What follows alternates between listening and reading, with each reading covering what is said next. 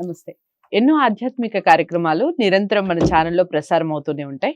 ఈ 29 అక్టోబర్ 29న ధనత్రయోదశి వస్తోంది. ఈ ధనత్రయోదశి అసలు ఏ విధంగా జరుపుకోవాలి? ఏ ప్రాంతంలో ఎక్కువగా జరుపుకుంటారు? ధనత్రయోదశి జరుపుకోవడం వల్ల వచ్చే లాభాలు ఏమిటి? ఆ రోజున అసలు చేయవలసిన ముఖ్యమైన పనులు ఏమిటి? ఈ విషయాలన్నీ వివరిస్తారు. నాతో పాటు ఉన్నారు నూరి నారాయణమూర్తి గారు. చాలా సుప్రసిద్ధ పండితులు, అలాగే వాస్తు జ్యోతిష్య పండితులు బ్రహ్మశ్రీ నూరి నారాయణమూర్తి గారు.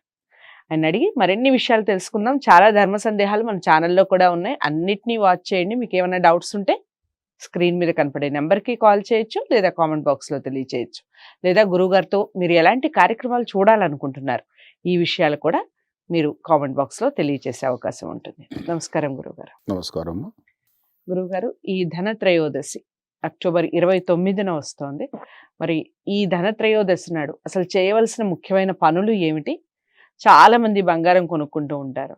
నిజంగా బంగారం కొంటే అందరికీ లక్ష్మి అలా వచ్చేస్తూ ఉంటుందంటారా? అది ఒక నమ్మకమా, మూఢనమ్మకమా, నిజమైన అందులో వాస్తవం ఎంత? ఈ విషయాలన్నీ వివరించండి. శ్రీ మహాగణాధిపతయే నమః, సరస్వత్యై నమః, శ్రీ గురుభ్యో నమః. పరమ పావనమైనటువంటిది ధనత్రయోదశి. అసలు ఈ ధనత్రయోదశి అనేటువంటిది కొన్ని సంవత్సరాల క్రితం దక్షిణాదిగా తక్కువగా వినపడుతూ ఉండేది.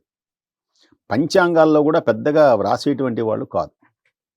ఉత్తర దేశంలో ఎక్కువగా ఉండేది. అలా రమేపి ఏదైనా ఒక మంచి కార్యక్రమం ప్రచారం అవడం అనేటువంటిది మంచిదే.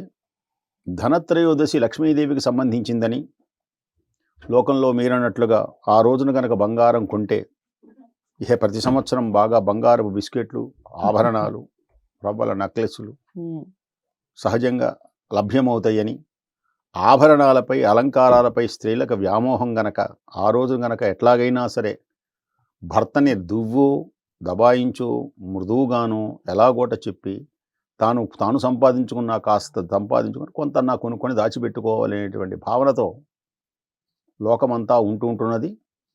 ఏదైనా నా ఉద్దేశంలో ఆభరణాలకై బంగారం కొనుక్కోవడం అనేటువంటిది మంచి పద్ధతే. ఏదైనా అది కొనుక్కోవాలి కూడా నన్ను అడిగితే. అయితే మరి ఆర్థిక పరిస్థితులు అనేటువంటివి కూడా కొంత ఉంటాయి. వాటిని కూడా ఆలోచించి ఈ ధనత్రయోదశి నాడు మనం ముఖ్యంగా ఒకవేళ కొనుక్కున్నా కొనుక్కోకపోయినా అధిక ధరల వలన లక్ష్మీదేవిని కనుక పూజించినట్లయితే, లక్ష్మీదేవి యొక్క అనుగ్రహాన్ని పొందినట్లయితే ధనత్రయోదశి ధనం అనేటువంటిది ఉంటుంది.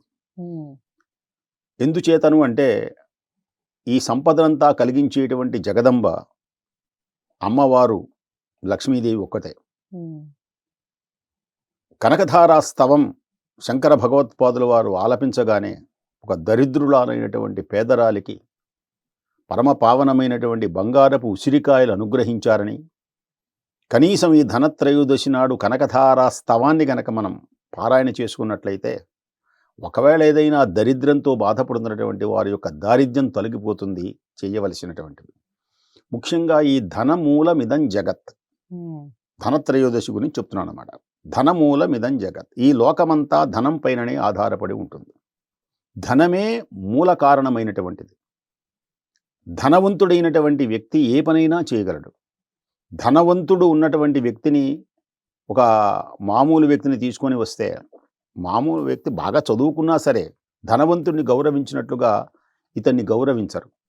దేనికని అంటే ధనం వల్ల కలిగేటువంటిది గౌరవం కలుగుతుంది. ధనం వల్ల అనేకమైనటువంటివి మనం సంపాదించుకోవచ్చు. ముఖ్యంగా దాన ధర్మాలు చేయాలి అన్నా, మరి శాస్త్ర ప్రకారం చేయాలి అన్నా ధనం అనేటువంటిది చాలా అత్యవసరం. కనుకనే ధనమూలమిదం జగత్ అన్నారు. ఒక వ్యక్తి, ఎందుకు చెబుతున్నానంటే ఈ మాట ముందు ధనాన్ని గురించి, ధనత్రయోదశి యొక్క వైభవాన్ని గురించి చెప్పి తర్వాత ఏం చేయాలో కూడా రెండో మాట చెప్తాను. ధనం అనేటువంటిది అనగానే ప్రతి వ్యక్తికి 500 రూపాయల కట్టలు, బంగారు బిస్కెట్లనే అర్థం అవుతాయి. అసలు ధనము అంటే ఏమిటి అంటే లక్ష్మీదేవిని గురించినటువంటి వైశిష్ట్యం, విశ్వరూపం చూడాలి అంటే శ్రీ సూక్తము అని ఒకటి ఉంటుంది. ఆ శ్రీ సూక్తంలో ధనమును గురించి తెలియజేశారు. ధనమగ్ని, ధనం వాయు, ధనం సూర్యో, ధనం వసు. ధనము అంటే ఏమిటి అంటే మన శరీరంలో 98.4 డిగ్రీల చక్కని ఆరోగ్యం ఉన్నదనుకోండి, అగ్ని, అది ధనమే. ధనం అంటే కేవలం ఇదే కాదు, ఎన్ని ఉన్నప్పటికీ. అలాగే మంచి ఏ వ్యక్తి అయినా సర్వతోముఖ అభివృద్ధి చెందాలి అని భావిస్తాడు. సర్వతోముఖ అభివృద్ధి చెందాలి అని భావించినటువంటి ఏ వ్యక్తి అయినా మూల సూత్రములు 2 ఉంటాయి. ఒకటి భాగ్యం, రెండవది మహాభాగ్యం. ఈ 2 ఉన్నటువంటి వాడు చాలా గొప్పవాడి కింద మనం భావిస్తాం. ఆ ఉన్నటువంటి వాడు కూడా భావిస్తాడు, నేను కూడా ఓహో అంటూ. పెద్ద కారులో వెళ్తున్నాడు అనుకోండి, పక్కన కాలినడకన వెళ్తున్నాడు అనుకోండి, వాళ్ళు వీళ్ళు చూశారనుకోండి, ఏ కారణం చేతనైనా, అతనే ఓహో కారులో వెళ్ళాడా అనుకుంటాడు, అతను అంటూ వెళ్తాడు. అంటే ఏమిటి, నేను నీకంటే గొప్పవాడిని అంటే. నేను ఇప్పుడు ఒక కవి అన్నట్లు, తాను భాగ్యవంతుడని ఎట్లా తెలుస్తుంది? ఒక పేదవాడంటూ ఉండాలి. పేదవాళ్ళు లేకుండా జగత్తులో జరిగే పనే కాదు. అసలు పేదవాడంటూ ఒకడు ఉంటేనే కదా నేను ఒక ధనవంతుణ్ణి అని అతడు భావించగలిగేది. అతడు ఒకడి కంటే గొప్పవాడు అంటే, ఒకడికి ఒక 0 మార్కులో 10 మార్కులు వస్తే నాకు 90 మార్కులు వచ్చినాయని తెలుస్తుంది. మొత్తం వాడొక్కడే ఉంటే 90 గొప్ప. కాబట్టి ధనమగ్ని, ఈ రెండిటికి ప్రధానభూతమైనటువంటివి, నాందీభూతము స్తంభములు ఏంటంటే భాగ్యం, మహాభాగ్యం. భాగ్యము, మహాభాగ్యము. భాగ్యము ఉండాలి, మహాభాగ్యం ఉండాలి. అయితే మహర్షులు ఏం చెప్పారు అంటే, భాగ్యము మహాభాగ్యము కంటే రెండవది మహాభాగ్యమైనప్పటికీ మొదటి తీసుకొని వచ్చారు. ఏమిటయ్యా అంటే, దాని పేరు ఆరోగ్యమే మహాభాగ్యం. ఎన్ని సంపదలు ఉంటే ఏముంది, ఎన్ని ఐశ్వర్యములుంటే ఏముంది, మంచాన పడి కూర్చున్నాడు, ప్రయోజనమా? కోట్ల రూపాయల ఆస్తి ఉన్నాయి, అన్ని కానీ అనుభవించగలగాలి. అనుభవించడం అంటే, దానికి అనుభవించాలంటే ఆరోగ్యం కావాలి. ఆ ఆరోగ్యమును కలిగించేటువంటిది కూడా జగదంబయ్యే. కాబట్టి ఈ ధనత్రయోదశి నాడు చేయవలసినటువంటి ముందు ధనత్రయోదశి యొక్క ధనము యొక్క విశిష్టత మనం తెలుసుకున్నాం గనక, ధనవంతుడు, గుణవంతుడు, బలవంతుడు, విద్యావంతుడు. కాబట్టి ధనం అనేటువంటిది, ఐశ్వర్యం అనేటువంటిది 8 రకాలుగా ఉంటుంది అని తెలియజేశారు. 8 రకాలు ఏమిటి అంటే, దానినే అష్టలక్ష్ములు అన్నారు. అష్టలక్ష్ములు: ధనం ఒక ధనం, ధాన్యం లక్ష్మి, ఆరోగ్యం లక్ష్మి, విద్య లక్ష్మి, జయం విజయం, ధైర్యం.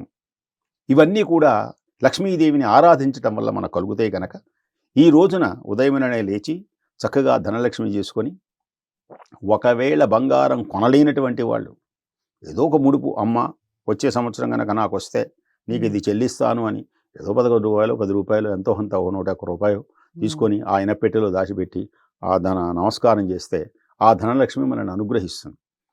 అయినా కూడా అమ్మవారిని ఆహ్వానించాలి. ఇల్లు పరిశుభ్రంగా ఉండాలి, మనస్సు ఆరోగ్యంగా ఉండాలి. కాబట్టి ఈ ధనం అనేటువంటిది, అందుచేత ఈ లోకంలో కొనుక్కొనగలిగినటువంటి వాళ్ళు కొనుక్కోండి. ధనం ఉండి కొనదలుచుకున్నటువంటి వాళ్ళు, ధనం ఉంటే కొనుక్కోవచ్చు. ఒకవేళ ధనం లేదే, నేను కొనుక్కోలేదే, అయ్యో నేను అందరికంటే వెనకబడిపోయినానని మనం దుఃఖించవలసినటువంటి అవసరం ఏమీ లేదు. పేదరికంలో ఉన్న లక్ష్మీదేవిని ఆరాధిస్తే ధనవంతుడవుతాడు. తాను కృషి చేస్తే ఏదైనా గొప్పవాడవుతాడు. కాబట్టి అలాంటి కృషి చేసి మీరు చక్కగా ధనవంతులై లక్ష్మీదేవి యొక్క కృపా కటాక్షములను పొందటానికి భక్తి ప్రాధాన్యతగా పెట్టుకొని అమ్మవారిని కనుక ఈ ధనత్రయోదశి నాడు ఆరాధించినట్లయితే చక్కగా మీరు ఇప్పుడు కొనుక్కున్నవి యోగక్షేమం, మీకు యోగం వల్ల వస్తాయి. ఉన్నవి నిలబడాలి కదా, ఏ అప్పులు లేకుండా, ఏ కష్టాలు లేకుండా, అలాంటి కష్టాలు లేకుండా మీకు అన్ని సుఖ సంతోషములతో వర్ధిల్లాలని మనసారా కోరుకుంటూ స్వస్తి. చాలా చక్కగా వివరించారు. ధనత్రయోదశి నాడు అసలు మనం ధనాన్ని ఎందుకు ప్రేమించాలి, అసలు ఏది ఉంటే అది ధనం అవుతుంది, ఈ విషయాలన్నీ కూడా నూరి నారాయణమూర్తి గారు ఎంతో చక్కగా వివరించారు కదా. మరి గురువు గారు చెప్పినటువంటి మాటలు మీ మనసుకి ఎంతవరకు నచ్చాయి, ఈ విషయాలన్నీ కూడా చక్కగా కామెంట్ బాక్స్లో తెలియచేయండి. మరి ఎంత నచ్చింది అనేది అందరికీ తెలియాలి అంటే అందరికీ షేర్ చేయండి, లైక్ చేసి వీడియోని అందరికీ షేర్ చేయండి, ఛానల్ని సబ్స్క్రైబ్ చేసుకోవడం మర్చిపోకండి. మరో మంచి ప్రశ్నతో మళ్ళీ నారాయణమూర్తి గారితో మళ్ళీ కలిసే ప్రయత్నం చేద్దాం. నమస్తే. హిట్ టీవీ యాప్, ఇందులో short news, live news, entertainment shows, movies, digital magazines తో పాటు మీ జిల్లా వార్తలను కూడా ఫ్రీగా చూడొచ్చు. ఇంకెందుకు ఆలస్యం, వెంటనే హిట్ టీవీ యాప్ ని డౌన్లోడ్ చేసుకుని ఫ్రీగా ఎంటర్టైన్మెంట్ పొందండి. Hit TV app, hit TV app, please download hit TV app. Hit TV app ని ఫ్రీగా డౌన్లోడ్ చేసుకొని ఎంజాయ్ చేయండి. మీకు నచ్చిన ఎంటర్టైన్మెంట్ కోసం హిట్ టీవీ యాప్ ని ఫ్రీగా డౌన్లోడ్ చేసుకుని ఎంజాయ్ చేయండి. హిట్ టీవీ యాప్ని డౌన్లోడ్ చేసుకుని ఆస్వాదించండి, ఆశీర్వదించండి. ఇంతమంది సెలబ్రిటీలు హిట్ టీవీ యాప్ ని డౌన్లోడ్ చేసుకోండి అని చెప్తున్నారంటే ఎంత మంచి యాప్ ఆలోచించండి. అమెరికా అమెరికా అమెరికా అమెరికాలో చదవాలనుకునే వాళ్ళకి విశ్వసనీయమైన పేరు మన శౌర్య consultancy. UK Law 1 Year Masters. UK Law 1 Year Masters. 2 years work permit up to 5 years visa. Contact Saurya Consultancy. Contact 89851 89851.